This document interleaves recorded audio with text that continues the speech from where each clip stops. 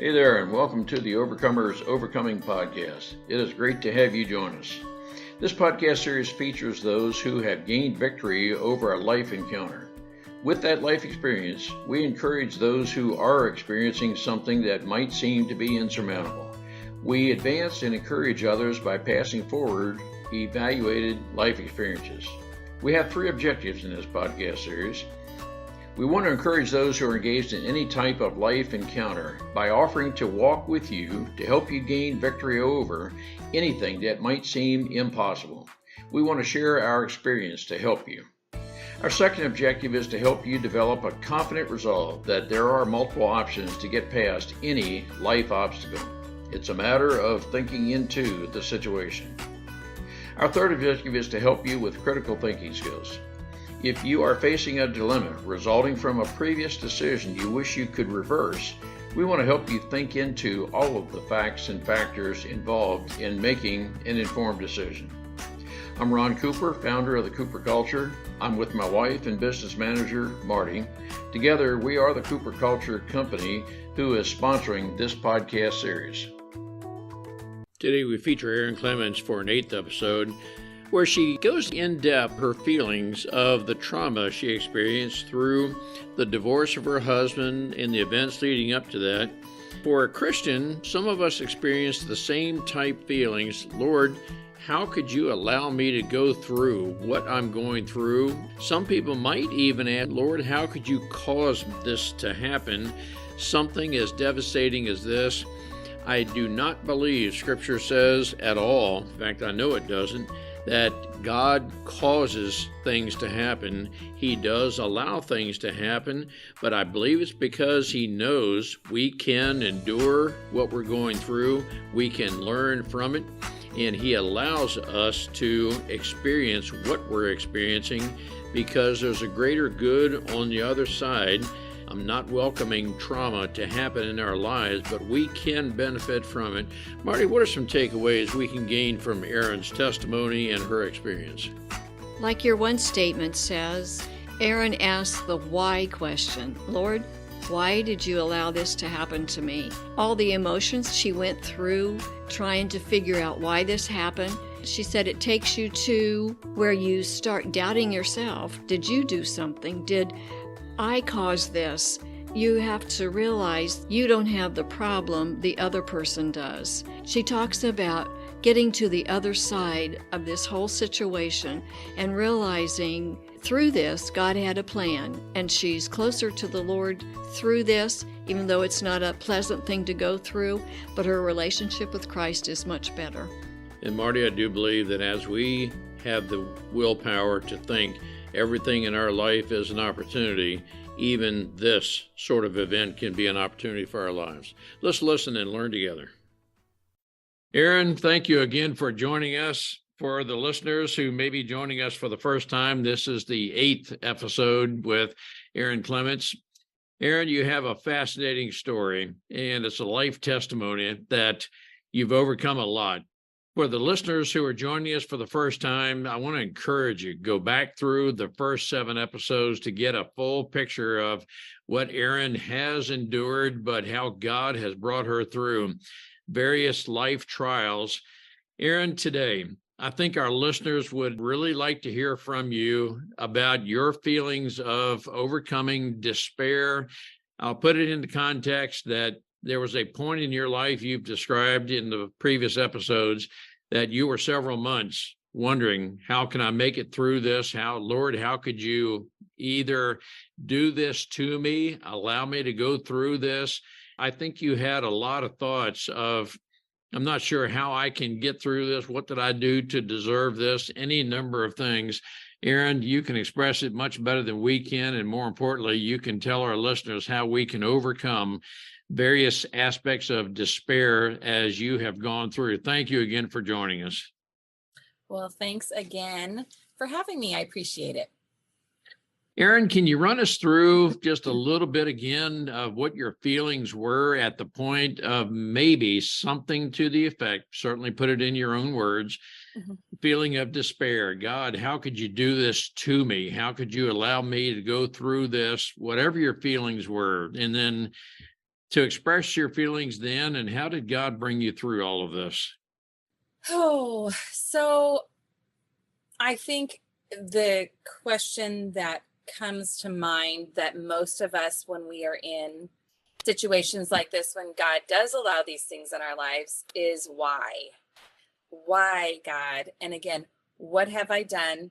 I come from the place of, what did I do to deserve this? Was there something that I missed? Was there, you start questioning, you start questioning yourself. And a lot for me was, how did I miss that, God? Like, why didn't I see that? So the questions build on themselves, but it's interesting because I knew God allowed it, but I don't know that I really understood that as I was processing. I was in survival mode for so long. I was just in survival mode. I was taking not even one day at a time. I was taking 1 minute, just these small chunks of time to get through the day. And I was going to work and I was trying to figure out, how do I function in all this? But what's interesting, and actually what came back to me as I was thinking about this episode, was last March when I was at IMC, which is where the three of us met. I was preparing my table talk and I was looking for my intro because I was sharing my story, as the two of you heard. And it came to me that God allowed this in my life. And I don't know that I really had accepted that God allowed this in my life, to really frame it from that perspective. And I was like, wow, he did allow this in my life. This was definitely something that, again, I didn't see coming, but he did. He allowed it in my life. And when God has allowed things in my life, when I look back on it, there's always usually a reason, or there's a lesson in it. I wanted to understand what the lessons were for me as I walked through that, because without there being a lesson, without there being something from God, for me, coming from my faith background, I think the despair just compounds, because I can't imagine how I would have dealt with this, how I would have gotten through this if it weren't for my faith in God and Jesus Christ. I can't comprehend that, having what I have now, because he really does. God is so good and he's so kind in how he breaks things down, and he allows us to see things. And I guess he gives us what we're able to digest, and he gives us what we're able to understand in the moments that he knows we're able to understand them. He's not going to give us stuff that we're not going to understand in that moment. But the more that we do, the more things unfold, the more things I came to understand. He was able to really kind of show me more without me completely going offline, emotionally, physically, everything like that. So, but I do think, again, it's that why did this happen, God? And there is a why. There's absolutely a why this happened. I would say that I'm still figuring some of those whys out. There are lessons in it. And as I'm sure the two of you know, and probably many of the listeners know, for some reason, there are more lessons in the valley than there are on the mountaintop. And we come to those places, those hard times in our lives. I don't know if it's because God has our ear more, or we're paying closer attention, because what I do when I get into the places like I was after my ex-husband's disclosure, I cling to God and I cling to his word. And I'm a sponge. I'm like, please just show me something, show me anything in your word that's going to get me through the next hour, the next day, the next week, the next month, the next year. Because there is that despair of, is anything good going to come from this? Is anything good going to come out of this? And the answer is yes.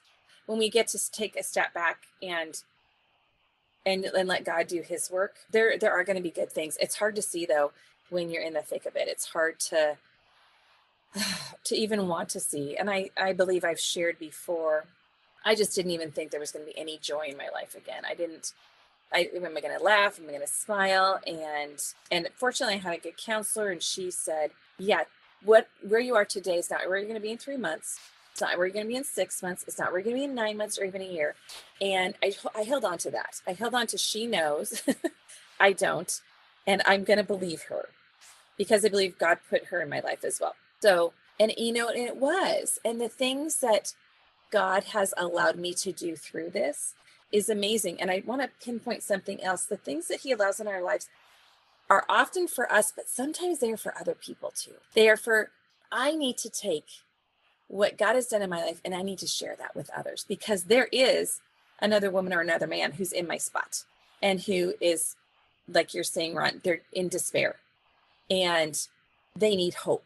Because of where I am now, so many years removed from this, I am grateful that I can honor where they're at, acknowledge where they're at, that they're in a really hard place, but to say there will be hope. There is hope. It will get better. I don't know what that's going to look like for each person because we're all individual, but there is hope from that. And I'm thankful that I can use the things that God has used in my life to help other people. I mean, that is part of the lesson there, that, that he does that. And we see that in the Bible through, I mean, I've been the beneficiary of that through, the men and the women in scripture and what they've gone through. And I gain hope and I learned lessons from the things that they have encountered and overcome. So those are all some of the things that I would say that I can look at and see why God allowed it in my life. And getting you had talked about too, Ron, what did I do to deserve this? That's definitely a spot where we can land and kind of hang out. I do think we need to figure out if there is something. Maybe there is something. Maybe there was something. With that question, I would say what God showed me is that I had a personality type that lent itself to, I was talking about the people pleasing, right? The people pleasing, the codependency, all of those things. I didn't think I was that. I didn't think I had that personality type, but I absolutely have that personality type. So what that does is it helps me ensure relationships. It's going to help me even in my family relationships, acknowledge that I do have these tendencies.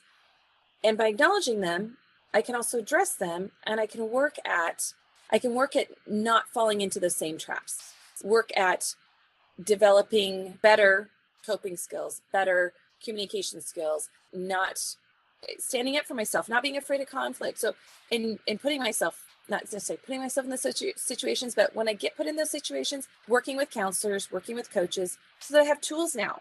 I have tools that can help me to know how to engage that situation in a way that's going to be positive instead of negative, that I'm not going to necessarily contribute to, because there's times where I did feel like I contributed to my ex-husband being able to do certain things because I was so trusting, or I didn't question, or I didn't pursue because I didn't like conflict. So there's all those things that now I look at it and I take a step back and I ask for God's help, and it's still messy. It's not, it's not perfect. It's always going to be a little messy when we're learning to use new tools, but I would say that I've grown a lot in those areas as well.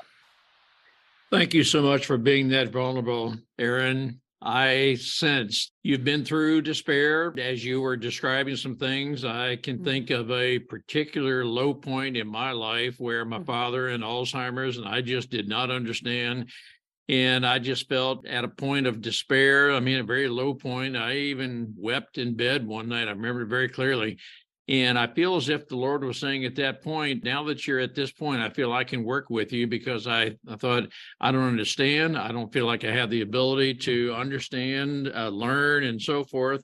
And I just felt as if the Lord was saying, well, now I can work with you because you're trying to do this on your own.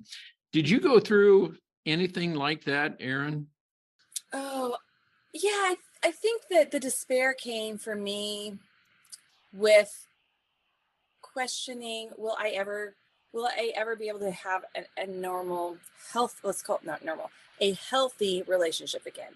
My despair came looking at, will I be able to, if I decide to start dating again, will I actually be able to spot those characteristics in another man if I so choose? Because statistically, unfortunately, there are a lot of times where you're still attracted to certain characteristics and they can have those personality types. And so I'm being really, again, conscientious, working with a counselor, like, what do I need to do?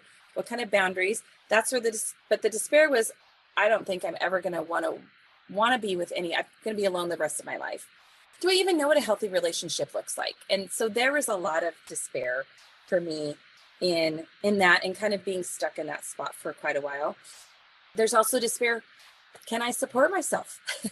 I am now, I'm divorced, and will I be able to financially support myself, to take care of myself, to pay the bills, to do all the things? Because as I shared before, I was a stay-at-home mom for over 20 years.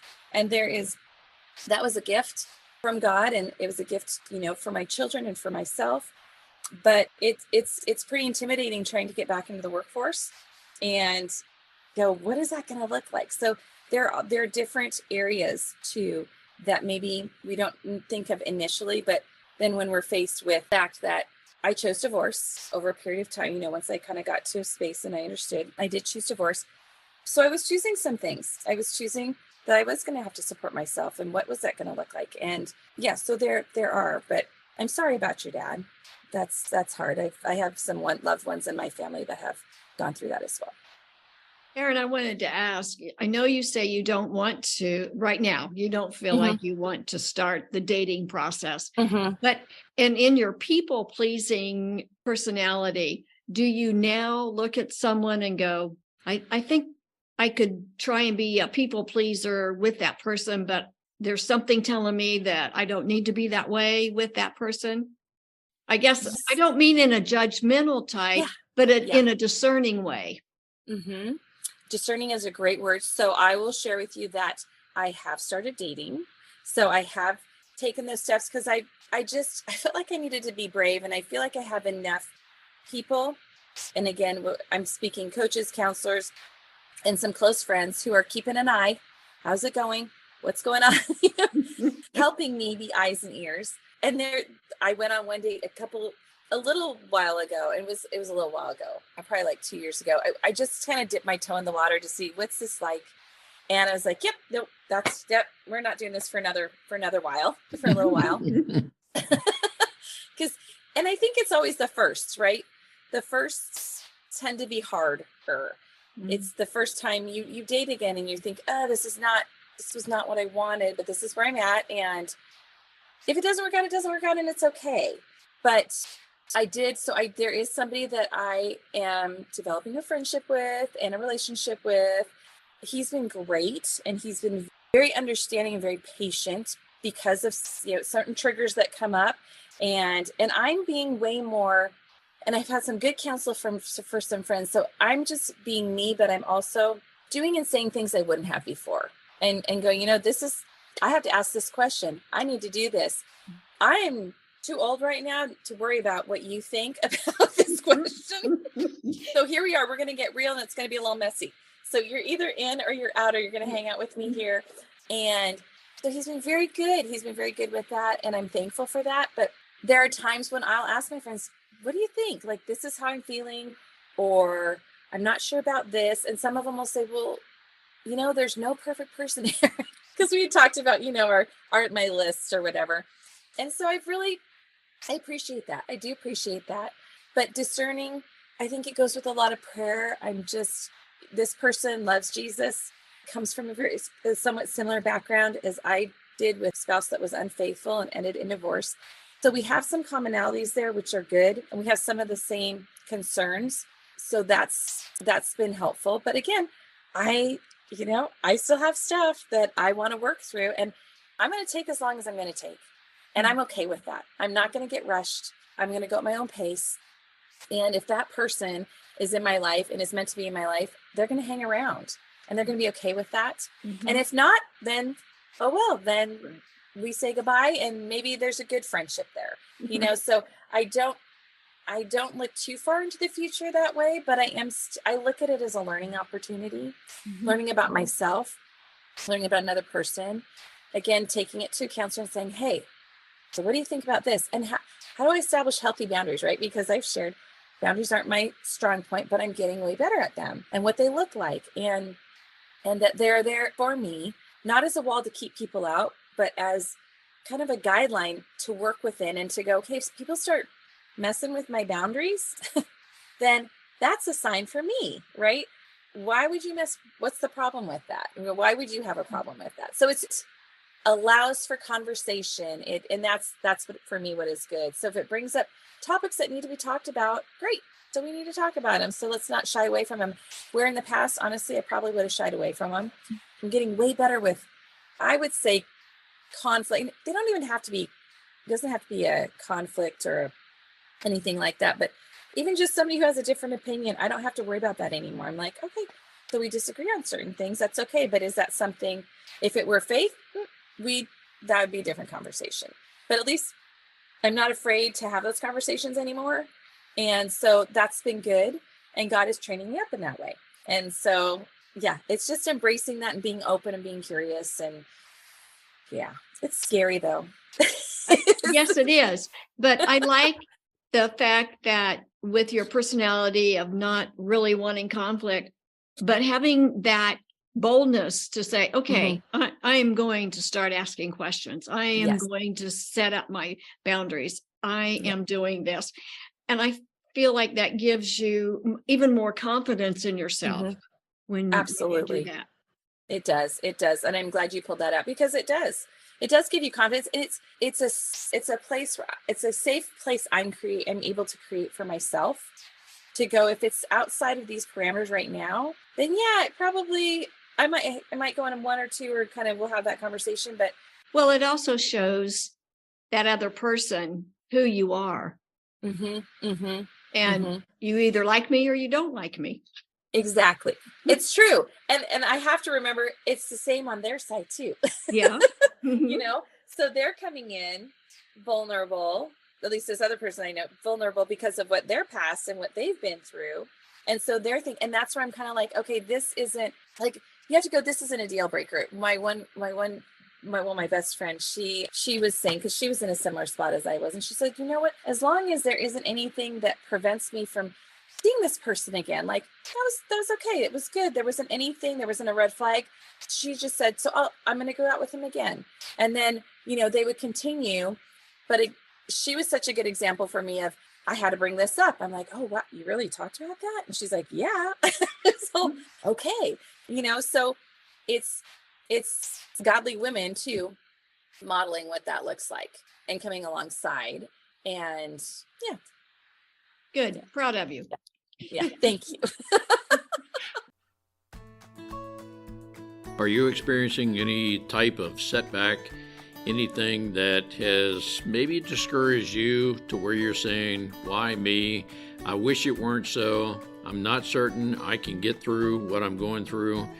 You may be experiencing something of this degree. I want to encourage you to surround yourself with a support team. Doesn't necessarily have to be 10, 15 or so people, but a couple of confidants, 1, 2, 3, something like that, different personalities perhaps, but those who believe in you, those who trust in you, those who represent a safe space. You know they're not going to use anything about you against you, but rather they're there to support you, help you through whatever it is you're experiencing.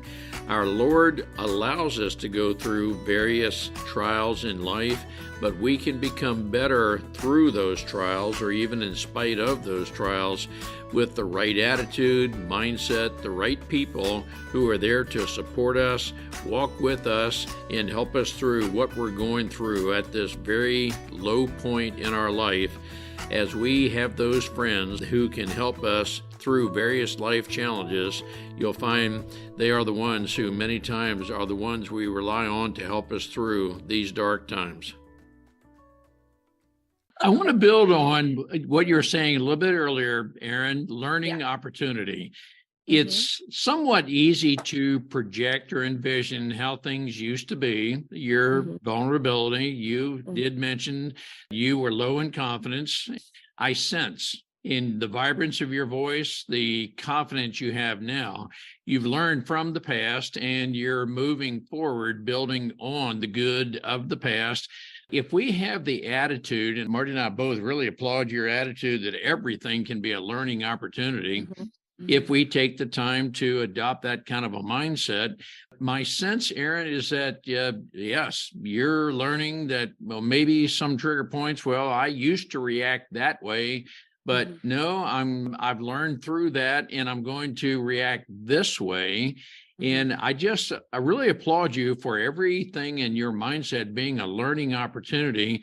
And it may have taken you, who knows, 3-6 months to even adopt that kind of an attitude, because we're sensing, as we've lived your testimony, you were at a real low point for a while until you picked yourself up and you're able to move on. Yeah. And I think I fought that for a while too, Ron, because I was tired of picking myself up by my bootstraps.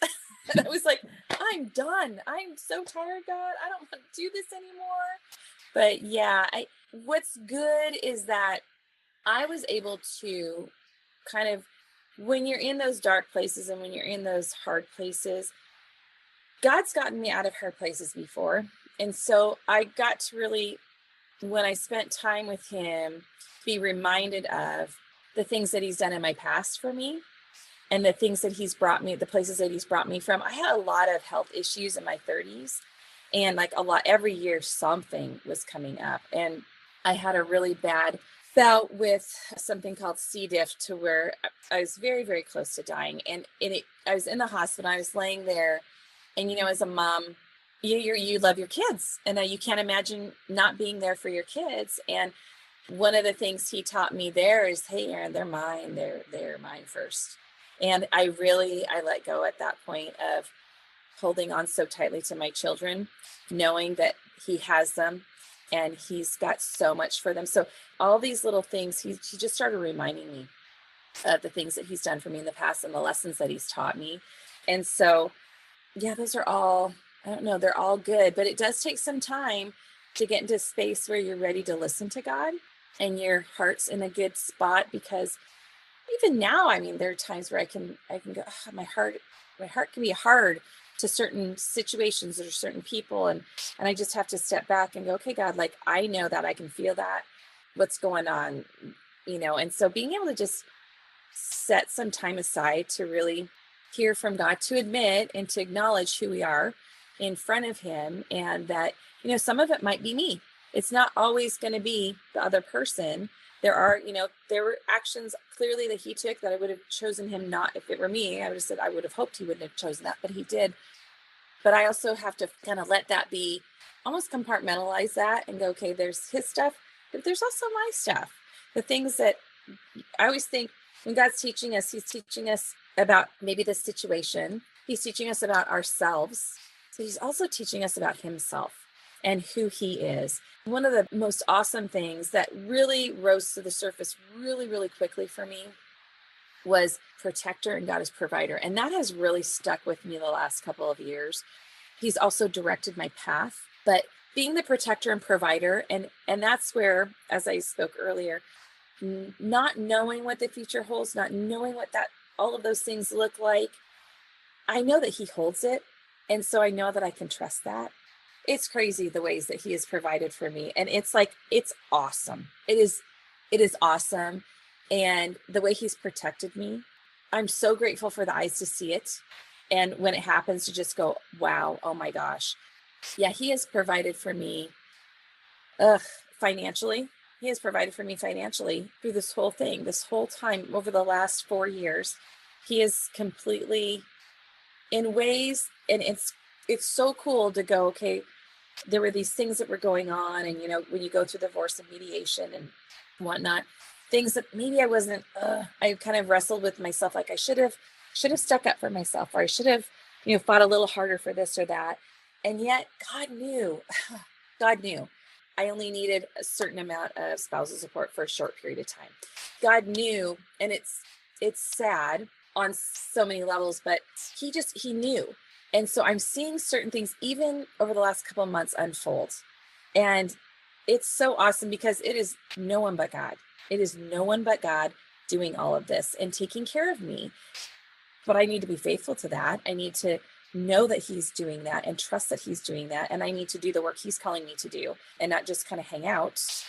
He's calling me to do things as well. So there are just so many lessons. I love the lessons about God.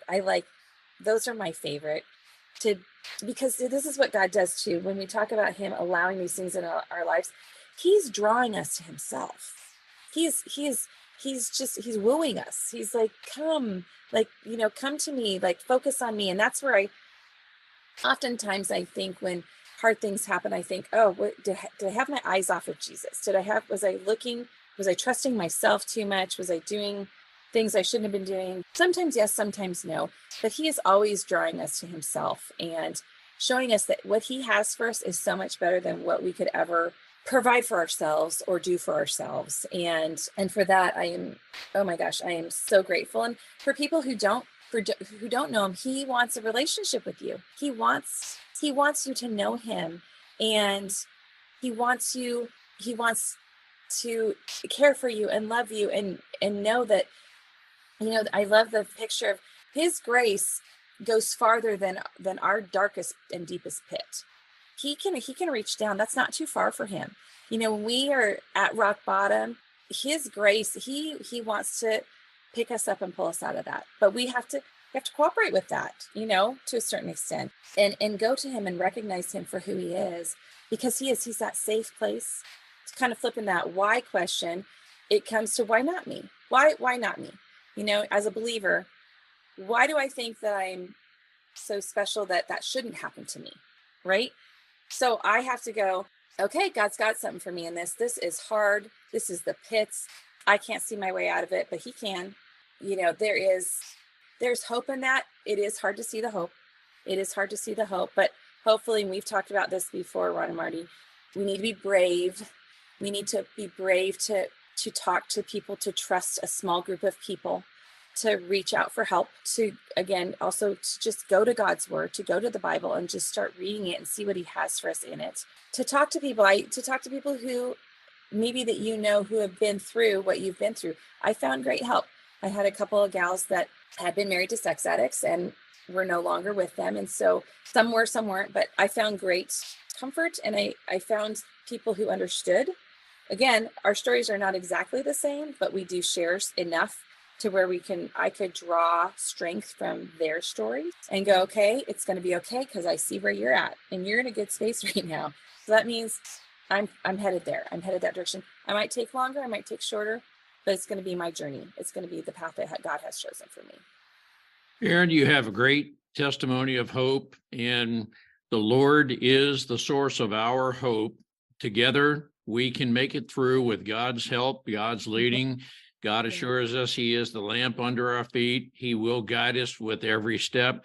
You're at a point in your life and your testimony where you're able to, I think, share those experiences, and people, our listeners, need to hear just that. On behalf of our listeners, I want to thank you for your life story, which is still developing.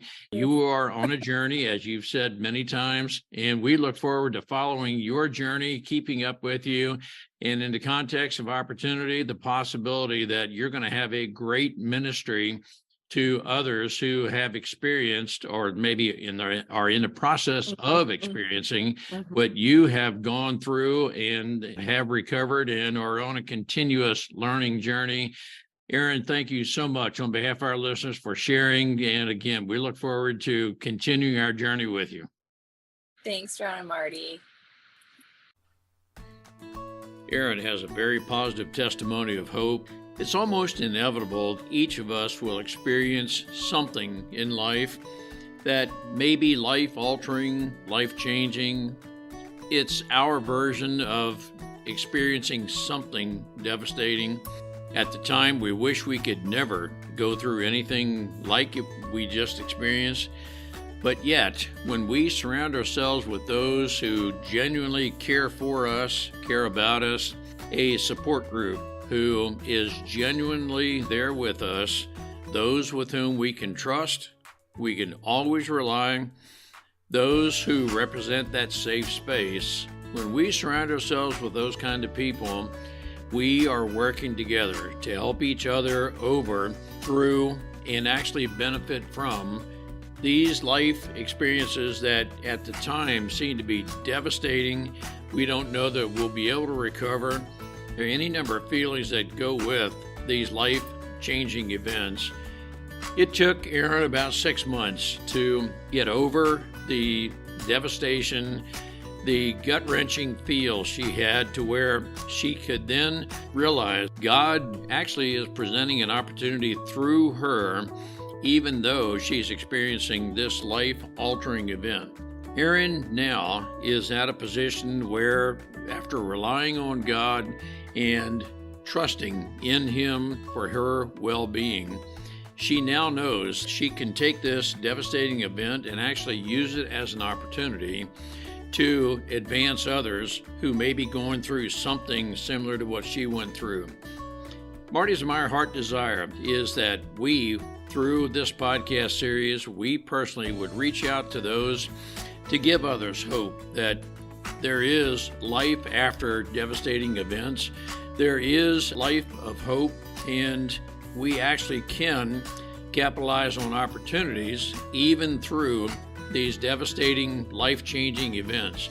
As we come together, we can be thought leaders, and the thought leaders are ones of us that attempt to make something positive out of even a negative event. And when we have that mindset, we can, through God's wisdom, His leading, make something positive out of something that is sometimes thought as just devastating, life-changing, maybe even to the point where we don't know where or and how long it'll take for us to recover. But as we come together, work together, as we choose to advance each other and work from the depth of our heart, that together, that most operative word, together, we will overcome. We can make something good out of a life-changing, altering event, and we can pass on to others our valued life experience because God has worked in through us. We know with certainty He'll never leave us nor forsake us. He'll never allow us to go anything we're not capable of benefiting from. And He does allow different things to happen so that we can benefit others. Marty and I want to reach out to you to help you through anything that you may be experiencing. You can learn more about us through cooperculture.com. Contact us at ron@thecooperculture.com or Marty, M-A-R-T-Y, at thecooperculture.com. We are certified life coaches through the Maxwell Leadership Certified Team, and we speak on topics such as these podcasts. We would welcome the opportunity to come speak to your group and pass on our learning from various life experiences to help anyone in your group within your circle of influence through any challenges they may be having. The more we work together, the greater the opportunity we will be to advance others. We hope we can warrant a 5-star rating with this podcast series. We hope you will want to share this podcast with your Facebook friends, your LinkedIn connections, your Twitter and Instagram communities. The more we share, the greater outreach we will have. The more we comment with each other, the greater the opportunity we will have to share in life experiences. And by sharing those evaluated life experiences, we will have the opportunity to advance each other and help each other through various life circumstances. Together, we will overcome. Together, we will advance others. We look forward to working with you.